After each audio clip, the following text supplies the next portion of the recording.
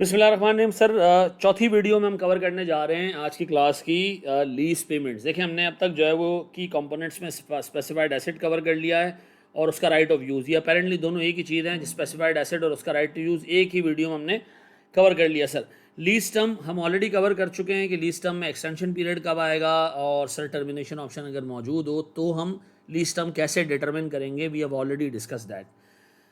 अब हम बात करेंगे लीज पेमेंट की। और सर, ये है वो चीज़ जिस पे एग्जामिनर ने मतलब अच्छे सवाल बनाने का ना उसके पास स्कोप है इस जगह पे। ठीक है जी। और एक ऐसा एरिया है जिसको IS-17 से काफ़ी डिफरेंट है। IS-17 में बड़ी एम्बिगुअस जो है वो चीज़ें थी, क्लियर नहीं थी। ISB ने जब IFRS 16 डेवलप किया तो लीज पेमेंट के ऊपर ठीक ठाक काम किया है। ठीक है जी। मैं एक डॉक्यूमेंट आपसे शेयर करूंगा KPMG का, जिसमें तकरीबन 62 पेजेस पे सिर्फ एक टर्म को एक्सप्लेन किया गया है, लीज पेमेंट्स को। ठीक है जी। आए ज़रा हम बात करते हैं जनाब लीज पेमेंट्स में आएगा क्या क्या। पहले तो लीज पेमेंट्स को ज़रा एक्सप्लेन कर लें, लीज पेमेंट्स हैं क्या। देखिए, एक हमारे पास है सर लेसर, लीज में पार्टी। एक हमारे पास है लेसी, लीज में पार्टी है सर। और साथ ही साथ हमारे पास थर्ड पार्टीज भी हैं सर। ठीक है जी। छोटी सी एग्जांपल देता हूँ सर। लेसी ने एक लीज में सर एसेट उठाया लेसर से। लेसी जो पेमेंट करेगा लेसर को, उसको मैं नाम दूंगा लीज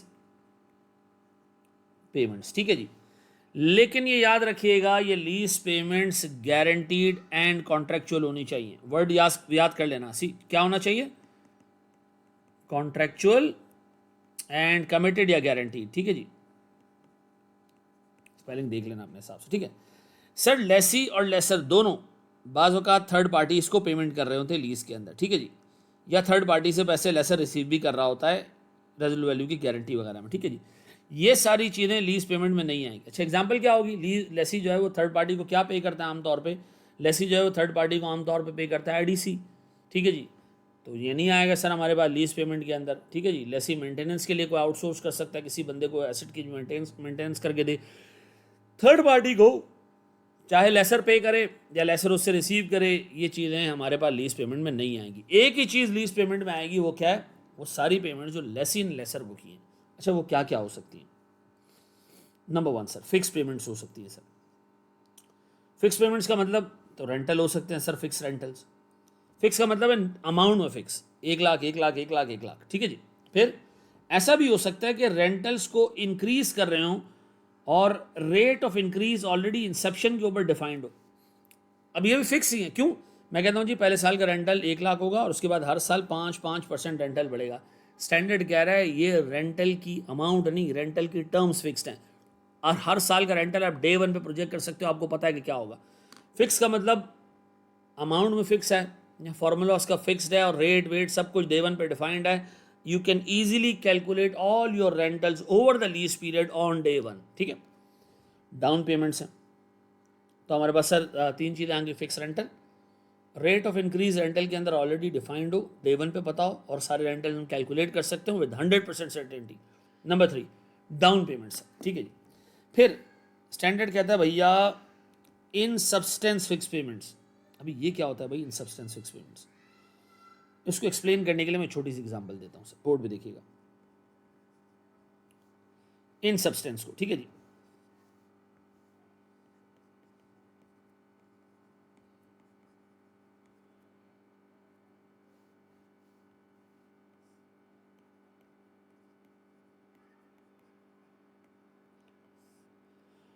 देखिए, मिसाल के तौर पर मैं आपको 3 छोटे छोटे केसेस डिस्कस करता हूं। मिसाल के तौर पर सर, एक लेसर ने एक एसेट लेसी को लीज पे दिया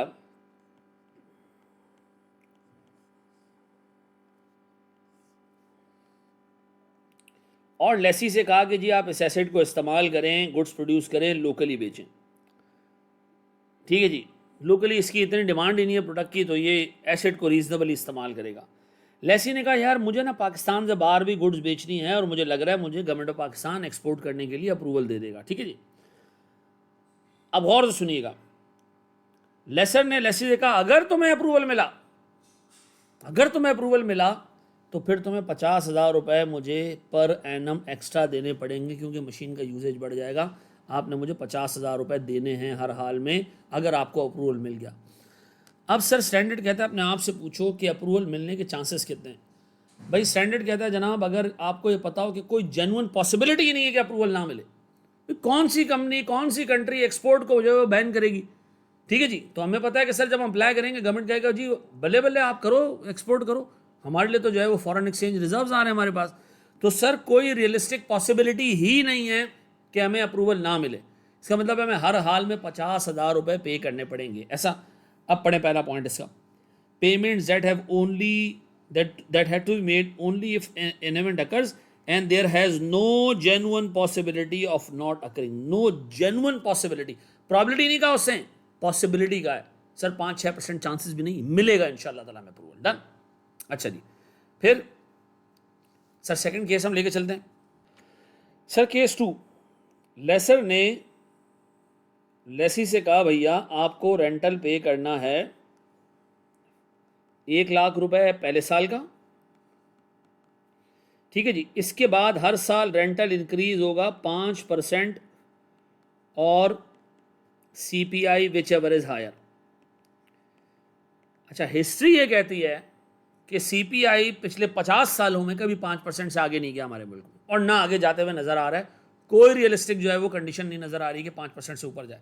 इसका मतलब है सर मुझे हर साल 5% एक्स्ट्रा रेंटल पे करना पड़ेगा, ठीक है जी। क्योंकि सर मेरे पास पॉसिबिलिटी ही एक पेमेंट की है, दूसरे की पॉसिबिलिटी है ही नहीं सर कि वो हायर जाए। अब बताएं sir, there is more than one set of payments, यानी सर CPI से इंक्रीज हो या 5% से इंक्रीज हो, ठीक है जी। And the lessee could make that the lessee could make but only one of two set is realistic, only one of two sets is realistic. ऐसा तो सर मुझे बताया रियलिस्टिक है ही मेरे पास 5% का ग्रोथ, अदरवाइज तीसरा मुझे होते हुए नज़र नहीं आ रहा। अच्छा, फिर एक छोटी सी एग्जांपल और देखते हैं जनाब हम। मिसाल के तौर पर गवर्नमेंट ऑफ पाकिस्तान ने मिसाल के तौर पर एक लेसर ने लेसी से ये कहा कि भैया आप एक काम करें, गवर्नमेंट के पास ईयर 1 पे अप्लाई करें, ईयर 1 पे आप अप्लाई करें, ठीक है जी। अगर आपको ईयर 1 पे एक्सपोर्ट का अप्रूवल मिला तो आप मुझे ईयर 2 में 1,00,000 रुपये दे दीजिएगा, और अगर आपको नहीं मिला अप्रूवल, ईयर 1 में देर हो गई और ईयर 2 में जाके अप्रूवल मिला, तो आप मुझे ईयर 3 में 1,20,000 रुपये दे दीजिएगा, ठीक है जी। अब देखें, एक कंडीशनल रेंटल है ये, ठीक है जी। अगर ईयर 1 में अप्रूवल मिला हमें तो ईयर 2 में हम 1,00,000 देंगे, और अगर ईयर 2 में अप्रूवल मिला तो ईयर 3 में 1,00,000 देंगे। स्टैंडर्ड कहता है भैया अगर लेसी जान मारे ना, जोर लगाए ना, तो आराम से ईयर 1 में उसको अप्रूवल मिल जाएगा, 1,00,000 रुपये देगा, 20,000 रुपये बचा लेगा, और अगर नहीं करेगा तो फिर 1,20,000 रुपये देने पड़ेंगे, ठीक है जी। अब मुझे एक बात बताएं सर, स्टैंडर्ड आपसे कहता है कि जनाब एक प्रूडेंट बंदा अगर रीजनेबल मेहनत करके आराम से पहले साल जो है वो अप्रूवल ले सकता है, जो कि लेसी ले सकता है इस केस में, तो फिर वो वही ऑप्ट करेगा। सर क्या कह रहा है, there are multiple sets of payments that a lessee can realistically make, दोनों कर सकता है, ठीक है जी। But it has to make at least one of those payments lowest to be picked. ऐसा। अब बताएं सर, हमने इन दोनों में से, जब हमें पता है कि इन दोनों में से एक पेमेंट करनी है, तो हम आराम से सर क्या कर सकते हैं, पहले साल अप्रूवल लेके 1,00,000 की पेमेंट करेंगे। कौन बेवकूफ़ रुकेगा और 1,20,000 रुपये देगा? तो इन सब्सटेंस का हमें मतलब समझ आ गया। सर किसी ऐसे इवेंट के ऊपर जो है वो रेंटल डिपेंडेंट हो जिसके होने के ना होने के चांसेस 0% हो, यानी सर कोई रियलिस्टिक चांस ही ना हो गया होगा। साल के तौर पर गवर्नमेंट से अप्रूवल पे हमें रेंटल देना है और हमें लग रहा है कि यार गवर्नमेंट से अप्रूवल ना मिले, इसका कोई चांस ही नहीं है। नंबर 2, लेसर को ये कहा गया, लेसर ने ये कहा लेसी को कि तुम्हारे पास 2 चॉइसेज है पेमेंट की, और एक चॉइस सर पॉसिबल ही ना हो, जैसे CPI कभी हायर गया ही नहीं 5%, तो हमें पता है कि 5% पे रेंटल बढ़ेगा, 5% से रेंटल इंक्रीज होगा, तो सर इन सब्सटेंस ये फिक्स हो गया। तीसरे केस में हमने ये देखा कि सर लेसी को मल्टीपल ऑप्शन अवेलेबल है, लेसी कोई भी कर सकता है रियलिस्टिकली, तो लेसी क्या करेगा सर, लोअर के ऊपर जाएगा।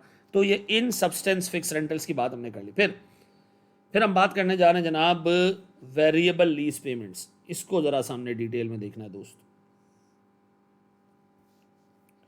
ये क्या है sir?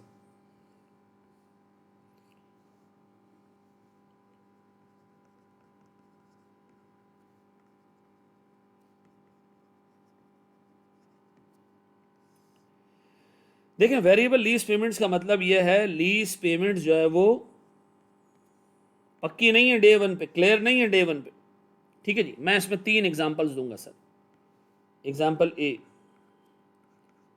Depends on an index और रेट। ठीक है जी। मिसाल के तौर पे आपको लेसर ये कहता है कि आपने जी हर साल रेंटल पे करना है 1 लाख का, और प्लस जो सीपीआई का रेट होगा उससे हम हर दूसरे साल रेंटल इंक्रीज करेंगे, कंटिन्यूसली बढ़ता है। पहले साल का 1 लाख है, फिर रेंटल जो है वो बढ़ता रहेगा जैसे जैसे सीपीआई बढ़ता रहेगा। अब मुझे बताएं, ये आपको क्या डे वन पे पता है? नहीं। इसका मतलब ये एक वेरिएबल रेंटल है। मुझे नहीं पता सीपीआई क्या होगा, मुझे नहीं पता। ठीक है जी। केस बी,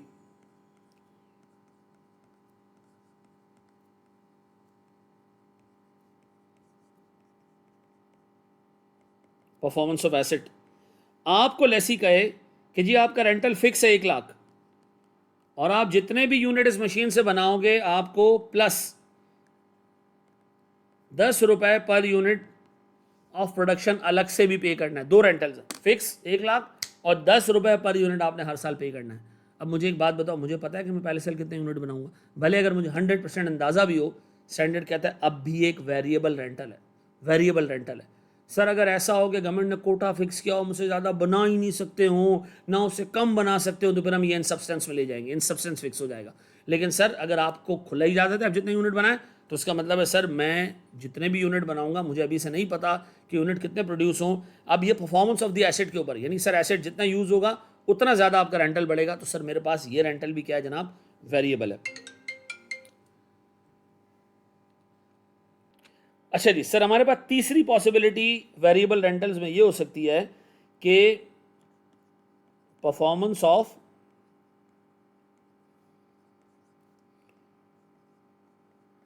लेसी, यानी ऐसा भी हो सकता है कि सर हम जो है वो एक लेसर जो है वो करे ये कि लीज के अंदर रेंटल ऐसे सेट करे कि जी आपको 1 लाख रुपए का रेंटल पे करना है हर साल, और मिस्टर लेसी आप जैसे परफॉर्म करेंगे जितना प्रॉफिट आप कमाएंगे उसका 2% भी आपने हमें रेंटल के तौर पे देना है, क्योंकि हमारा एसेट आपके लिए एक सिग्निफिकेंट वैल्यू रखता है और आपके बिजनेस का मेन एसेट है। तो 1 लाख तो देना ही देना है, but what ever you earn उसमें से भी आपने 2% देना है। देखिए ये 3 पॉसिबिलिटीज़ हैं रेंटल्स की। ठीक है जी। अच्छा, और बाकी जनरल ऐसे भी हो सकते हैं किसी भी चीज़ पर रेंटल डिपेंडेंट हो। याद रखिएगा बाकी सब कुछ अलग साइड पे करें। ठीक है जी। सिर्फ और सिर्फ सिर्फ और सिर्फ सिर्फ और सिर्फ वो रेंटल्स, सिर्फ और सिर्फ वो रेंटल्स जो सीपीआई पे बेस्ड हैं, जो सीपीआई पे बेस्ड हैं, जो सीपीआई पे बेस्ड हैं, वो आपने लेने हैं डे वन पे लीज लाइबिलिटी में। ये कहलाएंगे pure contingent rentals. Pure contingent rentals याद रखिएगा, इनको आपने लीज लाइबिलिटी में नहीं लेना। जब जब ये रिसीव होंगे तब तब जो है वो लेसर इनकम में लेके जाएगा, लेसी एक्सपेंस में लेके जाएगा। इनको आपने डे वन पे लाइबिलिटी में नहीं डालना। क्या हमने सारे फिक्स रेंटल्स लाइबिलिटी में डालने हैं डे वन पे? यस, पता होते हैं हमें। क्या हमने सारे के सारे ऐसे रेंटल्स जिसमें rate of increase day one पे डिफाइंड हो, क्या हम उसको डे वन पे प्रिडिक्ट कर सकते हैं? हाँ। और लीज लाइबिलिटी में डाल सकते हैं? हाँ। सर डाउन पेमेंट जो है वो तो खैर लीज लाइबिलिटी का पार्ट नहीं बनता, लेकिन है तो लीज पेमेंट सी। ठीक है जी। इन सब्सटेंस फिक्स याद रखिएगा, इन सब्सटेंस फिक्स भी आप एस्टिमेट करेंगे, अंदाज़ा लगाएंगे। ठीक है जी। क्योंकि इसके अंदर पॉसिबिलिटी ऑफ चेंज ना होने के बराबर होता है, तो स्टैंड कहता है इसको भी डे वन पे लीज लाइबिलिटी में डालें। लेकिन वेरिएबल पेमेंट्स जो डिपेंड करता हो सीपीआई के ऊपर, इंडेक्स के ऊपर, सिर्फ वो आपने लीज पेमेंट्स में लेना है, लीज लाइबिलिटी में लेना है, एज्यूमिंग के रेंटल कांस्टेंट रहेगा। फिर आगे जब चेंज होगा उसका क्या करना है वो हम आगे जाके देखते हैं। हमारे पास अगला टॉपिक आ रहा है रीअसेसमेंट ऑफ लीज। लेकिन याद रखना वो सारे रेंटल जो परफॉर्मेंस ऑफ एसेट पे डिपेंड करते हैं और परफॉर्मेंस ऑफ लेसी पे डिपेंड करते हैं, वो प्योरली कंटिंजेंट रेंट है, उनको हम कभी भी लीज पेमेंट का पार्ट कंसिडर नहीं करेंगे। ऐसा यानी उसको हम डे वन पे प्रोजेक्ट करने की, प्रिडिक्ट करके कोशिश करके लीज लाइबिलिटी में डालेंगे नहीं। ये जैसे जैसे पे करेंगे वैसे वैसे एक्सपेंस बुक करेंगे, जैसे लेसर रिसीव करेगा उसको इनकम में लेके जाएगा। डन। अच्छा जी, अब बोर्ड में देखिएगा दोस्त, फिर payment against residual value guarantee. ये सुन लीजिएगा दोस्त, ये इतना बुरे तरीके से जो है वो मार्केट में इसका रिवाज चल रहा था। अल्लाह का शुक्र है कि आप काफ़ी सारे टीचर्स ने IFRS 16 बैठ के देख लिया है और उनको ये अंदाज़ा हो गया कि जो पीछे हम पढ़ा रहे थे वो सारा गलत था। 2018 से ये चीज़ चेंज हुई हुई, लेकिन किसी ने इस पर ध्यान नहीं दिया। देखें, एक एसेट है, लेसर ने कहा जी, गौर से सुनिएगा, लेसर ने एक एसेट लेसी को लेके दिया, एक वेंडर से लेके दिया। वेंडर ने लेसर को कहा इस एसेट की लाइफ 10 साल है। लेसर ने लेसी से कहा 10 साल के लिए लीज पे ले लो। लेसी ने कहा नहीं, मुझे तो लीज के लिए सिर्फ 5 साल का चाहिए बस। तो लेसर ने कहा इसके बाद जब एसेट मुझे तुम वापस करोगे तो मेरे किसी काम का ही नहीं है वो, मैं कोई एसेट इस्तेमाल थोड़ी करता हूँ, मैं तो एक बैंक हूँ। तो वेंडर ने कहा आप एक काम करें सर, देखें इस एसेट की ना रेजिडुअल वैल्यू होगी एंड पे आके 5 साल बाद, 5 साल बाद इसकी रेजिडुअल वैल्यू होगी 50,000। आज वैल्यू 2 लाख है, लेकिन 10 साल की लाइफ है, 10 साल बाद इसकी वैल्यू 0 होगी। लेकिन अगर 5 साल बाद वापस करेंगे तो 50,000 की वैल्यू होती है ऐसे एसेट्स की जो 5 साल पुराना होता है। अब मैंने लेसी को कहा भैया लेसी आप इसको गारंटी कर दो, आप इसको क्या कर दो, गारंटी कर दो कि अगर ये 50,000 से कम हुआ तो आप अपनी जेब से पैसे दोगे मुझे। कब देने जेब से पैसे, जब 50,000 से कम होगा, ठीक है। लेसी ने कहा डन। पहले ज़माने में ये होता था पूरे 50,000 रुपये की रेजिडुअल वैल्यू को गारंटीड कंसिडर करके लीज पेमेंट्स में, लीज लायबिलिटी में डाल दिया जाता था। स्टैंडर्ड कहता है अब ऐसा नहीं है। अब लेसी जाए वेंडर से पूछे कि वाकई क्या ये 50,000 में बिक जाएगा। वेंडर ने कहा बिल्कुल बिक जाएगा। तो लेसी ने कहा कि यार फिर तो मुझे 1 रुपया भी देने की ज़रूरत नहीं है। लेकिन अगर वेंडर ये कहे कि यार 50 में बिक जाता है, लेकिन यार आमतौर पे थोड़ा तो नीचे भी जाता है, 45,000 तक भी जा सकता है। लेसी ने कहा रियलिस्टिकली बताओ कितने पे जाएगा। उसने कहा यार चांसेस हैं कि 45,000 पे चला जाए। बोला तो है हमने 50, लेकिन शायद 45 पे चला जाए। अब लेसी को लगता है कि उसको 5,000 रुपये देने पड़ेंगे। तो याद रखना गारंटीड रेजिडुअल वैल्यू की पूरी अमाउंट नहीं लेनी, जितनी एक्सपेक्टेड आउटफ्लो होगा रेजिडुअल वैल्यू कंसिडर करके वो आपने सिर्फ लीज लायबिलिटी में लेना है। तो हम लीज लायबिलिटी में सिर्फ 5,000 रुपये लेंगे, 50 नहीं लेंगे, ठीक है जी। फिर हमारे पास जो है वो exercise price of purchase option. अगर परचेज ऑप्शन एक्साइज होगा तो सीधी सी बात है लेसी ने एक अमाउंट पे करनी है लेसर को, वो लीज लायबिलिटी का पार्ट बनेगी। अगर सर लेसी एक्सपेक्ट कर रहा है कि उसने एंड पे आके इस ऑप्शन को एक्साइज करना है। फिर पेनल्टीज अंडर टर्मिनेशन। अगर टर्मिनेशन होने वाली है और लेसी को ये लगता है कि वो टर्मिनेट करेगा कॉन्ट्रैक्ट को, अर्ली टर्मिनेशन पे जाएगा और उसको पेनल्टी देनी पड़ेगी, तो ये भी लीज लायबिलिटी का पार्ट होगा ऐसा। अब बताइए सारी की सारी कंडीशंस पेमेंट्स आपको याद रहेंगी हैं। इन सब्सटेंस पे ख़ास तौर पे ध्यान दीजिएगा और वेरिएबल कंसिडरेशन पे ध्यान दीजिएगा, ये थोड़े से ट्रिकी पार्ट्स हैं, ठीक है जी। मैं दोबारा एक्सप्लेन कर देता हूँ। फिक्स अमाउंट ऑफ रेंटल पहला आ गया, रेंटल जो कि ग्रो करेगा, जिसका रेट ऑफ ग्रोथ आज से डिफाइंड है, ठीक है जी, वो भी फिक्स में आ जाएगा। डाउन पेमेंट ये भी फिक्स में आ जाएगा। इन सब्सटेंस सर लेसी को अगर एक कंडीशन, एक काम हुआ, एक इवेंट हुआ तो लेसी को पैसे देने पड़ेंगे और उस इवेंट के ना होने के चांसेस ना होने के बराबर हैं, तो सर ये इन सब्सटेंस फिक्स्ड है। सर अगर लेसी को कहा जाए कि जी 3 ऑप्शन है, तीनों में से एक पे करो, और रियलिस्टिकली लेसी के पास एक ही ऑप्शन हो, 2 ऑप्शंस फिजिकली प्रैक्टिकली पॉसिबल ही ना हो, तो हम सर इसको भी इन सब्सटेंस फिक्स ट्रीट करेंगे। और सर अगर लेसी को 2 ऑप्शन दिए जाएँ कि दोनों पॉसिबल है, दोनों में से कोई एक आपने पिक करना है, एक पेमेंट करनी है, तो लेसी हमेशा लोअर को पिक करेगा, ये हमारी असम्पशन है, ये भी इन सब्सटेंस फिक्स्ड है। Variable lease payments, sir variable lease payments depend कर सकता है सीपीआई के ऊपर, कि सीपीआई ग्रो करेगा तो रेंटल ग्रो होंगे। Sir variable lease payment asset की परफॉर्मेंस पे भी हो सकता है कि अगर एसेट से ज़्यादा यूनिट्स प्रोड्यूस किए तो ज़्यादा आपको जो है वो रेंटल पे करना है। और परफॉर्मेंस ऑफ द लेसी पे भी हो सकता है कि लेसी ने जितना प्रॉफिट कमाया सर उसका एक एक्स परसेंटेज जो है वो आपको रेंटल्स के तौर पे देने। याद रखिएगा ये तीनों वेरिएबल रेंटल्स हैं, लेकिन सर इन तीनों में से एक रेंटल सीपीआई वाला ऐसा है जिसको आपने लीज लायबिलिटी में टेबल पे डालना है, अज्यूमिंग के सीपीआई नहीं होगा, ठीक है जी। यानी सीपीआई आगे जब आएगा, रेट जब आएगा, उसके बाद हम देखेंगे रीअसेसमेंट ऑफ लीज आगे का हमारा टॉपिक है। लेकिन जो बाकी दो हैं, जो परफॉर्मेंस ऑफ एसेट और परफॉर्मेंस ऑफ लेसी के ऊपर रेंटल डिपेंडेंट है, वो कभी भी डे वन पे हम प्रिडिक्ट नहीं करेंगे। उसको जैसे ही आएगा वो अमाउंट उसको उसी वक्त एक्सपेंस में डालेंगे और कैश पे करेंगे। सर अगर रेजिडुअल वैल्यू गारंटी की है तो पूरी रेजिडुअल वैल्यू की अमाउंट नहीं लेनी, जो एक्सपेक्टेड पेमेंट है सिर्फ वो लेनी है। और sir excise price of purchase option का मतलब ये है कि जब अब मुझे ये पता है कि मैंने एंड पे एसेट खरीदना है, अंदाज़ा है मुझे, ठीक है जी, मैं वर्चुअली सर्टन हूँ, ठीक है जी, मैं रीजनेबली सर्टन हूँ, तो मैं क्या करूँगा सर, मैं उसको जो है वो अपनी लीज पेमेंट्स में, लीज लायबिलिटी में आज से डाल दूंगा। और अगर मुझे लगता है कि मुझे अर्ली टर्मिनेट करना है और आई एम रीजनेबली मतलब सर्टन कि मैं उसको टर्मिनेट करूँगा, तो सर फिर मैं टर्मिनेशन की पेनल्टीज़ भी लीज लायबिलिटी में डालूंगा, ठीक है जी। इसको अच्छे तरीके से देख लीजिएगा। अब हमारा ऑब्जेक्टिव इन सारी चीज़ों को पढ़ने के बाद ये है कि डे वन पे लीज लायबिलिटी किस अमाउंट से बुक होनी चाहिए और डे वन के ऊपर रेंटल किस अमाउंट से, डे वन पे आरओयू किस अमाउंट से बुक होना चाहिए, इन लीज पेमेंट्स को देखते हुए, ठीक है जी। अच्छा जी, एक छोटा सा एरिया और था जो बीच में हमने मिस कर दिया था, वो था सब्सटीट्यूशन, वो था सर हमारे पास प्रोटेक्टिव राइट्स। इसको भी ज़रा सा देख लें दोस्त। देखिए प्रोटेक्टिव राइट्स ये है कि एक एसेट आपको लेसर ने दिया और लेसर ने कहा भाई इसको अपना कराची के बाहर यूज़ नहीं कर सकते, तो ये इसका प्रोटेक्टिव राइट है। इससे एसेट स्पेसिफाइड एसेट की क्रेडेंशियल्स में कोई कमी नहीं आती, एसेट स्पेसिफाइड ही रहेगा। व्हाट इफ के लेसर ने कहा इसमें आप 50,000 यूनिट से ज़्यादा प्रोड्यूस नहीं कर सकते, ख़राब हो जाएगी मशीन जल्दी। ये प्रोटेक्टिव राइट है। प्रोटेक्टिव राइट की प्रेजेंस स्पेसिफाइड एसेट को वॉयलेट नहीं करती। हम नहीं कह सकते कि हमारे राइट सलब हो गए। राइट ऑफ यूज अभी भी हमारे पास है, ठीक है जी। हम इससे 49,000 यूनिट्स प्रोड्यूस कर सकते हैं, 48 प्रोड्यूस कर सकते हैं, 47, 40, 30, 20, 10 प्रोड्यूस कर सकते हैं, 2 प्रोड्यूस कर सकते हैं, 1 प्रोड्यूस कर सकते हैं, हमारी मर्जी है, ठीक है जी। तो हमारा राइट ऑफ यूज़ खत्म नहीं होगा प्रोटेक्टिव राइट से, ठीक है जी। तो वो पैरामीटर्स खींच सकते हैं कि जी अच्छा, पर सीधी सी बात है, जब वो इस तरह के पैरामीटर खींचेगा तो ये मामलात रेंटल के अंदर ऑलरेडी एडजस्ट हो जाएंगे।